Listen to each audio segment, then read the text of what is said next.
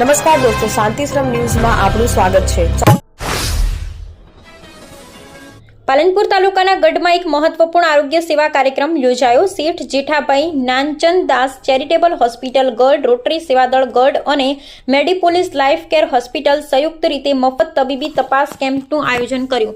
પાલનપુરના અનુભવી તબીબોની ટીમે ગઢ વિસ્તારના દર્દીઓની તપાસ કરી કેમ્પમાં દર્દીઓને વિનામૂલ્યે દવાઓ આપવામાં આવી, સાથે જ તેમના આરોગ્યના રિપોર્ટ્સ પણ મફતમાં કરી આપવામાં આવ્યા હતા। બનાસકાંઠા એલસીબીની કાર્યવાહી અમીરગઢમાંથી 5.52 લાખનો વિદેશી દારૂ ઝડપાયો, એક આરોપી પકડાયો, 3 ફરાર। બનાસકાંઠા જિલ્લા પોલીસ અધિક્ષક પ્રશાંત સુંબેની સૂચના મુજબ એલસીબી પોલીસે અમીરગઢ વિસ્તારમાં દારૂની હેરાફેરી ઝડપી પાડી છે। ઇકબાલગઢથી જાંજરવા તરફ જતા હાઈવે પરથી પોલીસે Honda city car GJ02 EC 9489 માંથી ભારતીય બનાવટના વિદેશી દારૂની 825 બોટલ ને ટીન કબજે કર્યા છે। આ દારૂની કિંમત ₹2,52,440 છે। કુલ મુદ્દામાલની કિંમત ₹5,52,440 થાય છે।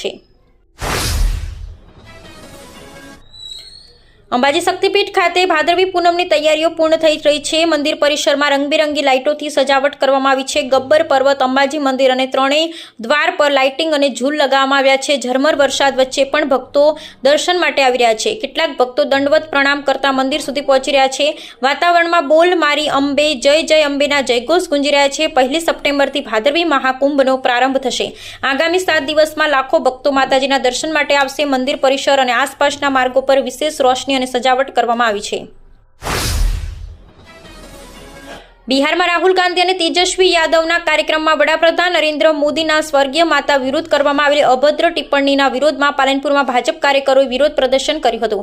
પાલનપુરના ગુરુ નાનક ચોક ખાતે ભાજપના ધારાસભ્ય અને સ્થાનિક કાર્યકરોએ એકત્રિત થઈ આ મામલે પોતાનો આક્રોશ વ્યક્ત કર્યો હતો। વિરોધ પ્રદર્શન દરમિયાન ભાજપના કાર્યકરોએ કોંગ્રેસ હાય હાયના નારા લગાવ્યા હતા। કાર્યકરોએ રાહુલ ગાંધી અને સોનિયા ગાંધીના પુતળાનું દહન કરીને પોતાનો વિરોધ નોંધાવ્યો હતો। બિહારમાં થયેલી આ ઘટનાએ સમગ્ર દેશમાં રાજકીય વાતાવરણ ગરમાવ્યું છે। ભાજપના કાર્યકરોમાં આ મુદ્દે ભારે રોષ જોવા મળી રહ્યો છે।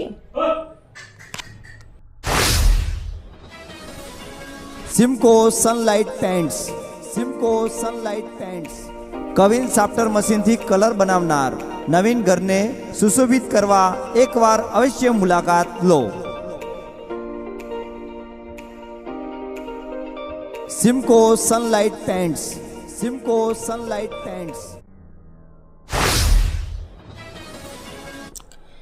ગુજરાત અને રાજસ્થાનની સરહદ પર સ્થિત શક્તિપીઠ અંબાજી ખાતે ભાદરવી મહાકુંભની પૂર્વ સંધ્યાએ ભક્તિમય વાતાવરણ સર્જાયું છે। 51 શક્તિપીઠમાંનું એક એવા યાત્રાધામમાં વ્યાસવાડી પગપાળા સંઘ સહિત અનેક સંઘો પહોંચ્યા છે। વ્યાસવાડી પગપાળા સંઘના 120થી વધુ ભક્તો છેલ્લા 32 વર્ષથી સતત આ યાત્રા કરે છે।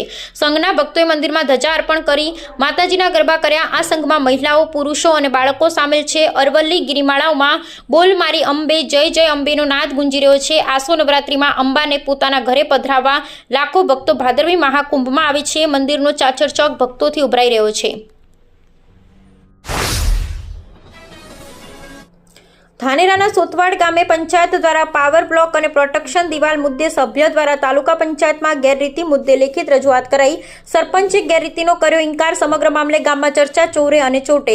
ધાનેરા તાલુકાના સોતવાડા ગામે થયેલ વિકાસના કામનું ભૂત ધૂણ્યું છે। પંચાયતના સભ્ય DH રબારી લેખિત અરજી તાલુકા પંચાયતમાં કરી ગેરરીતિ મુદ્દે રજૂઆત કરી છે। સરપંચ દ્વારા પંચાયતના સભ્યોને અંધારામાં રાખી ગોચરમાં પ્રોટેક્શન દિવાલ અને પાવર બ્લોકની કામગીરીમાં ગેરરીતિ કરાઈ છે। જ્યાં જરૂર છે ત્યાં કામગીરી ન કરાઈ ને પોતાના મળતિયા માટે ત્યાં કામ કર્યાના આક્ષેપ થઈ રહ્યા છે। ગામમાં પીવાના પાણી, ગટર, સ્ટ્રીટ લાઇટ, રોડ રસ્તાની સમસ્યા યથાવત જ છે। સમગ્ર મામલે પંચાયતના સદસ્યો જાકરા પાણીએ જોવા મળ્યા હતા।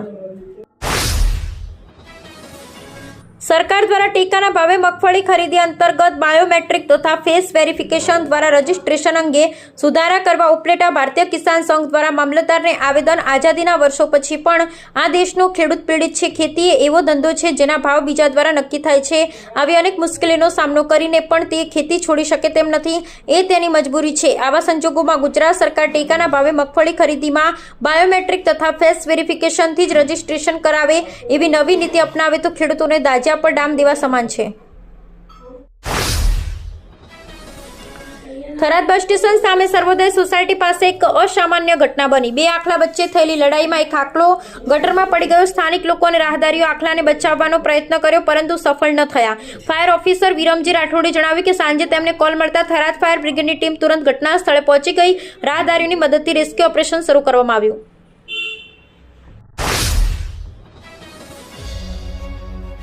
ઉત્તર ગુજરાતનો એકમાત્ર multi city mall happy mall જે આવેલ છે જિલ્લાના વેપારી મથકો દિયોદર, ભાભર, રાધનપુર, વરાહી અને થરાદમાં, જ્યાં મળશે આપને વ્યાજબી દરે જીવન જરૂરિયાતની તમામ વસ્તુઓ તેમજ કપડાં, ગિફ્ટ આર્ટિકલ, પ્લાસ્ટિકની તમામ સામગ્રી, ક્રોકરી અને બીજું ઘણું બધું વધારે. તો આજે જ આવો હેપી મોલ અને કરો ખરીદી તમારી મનગમતી વસ્તુઓની.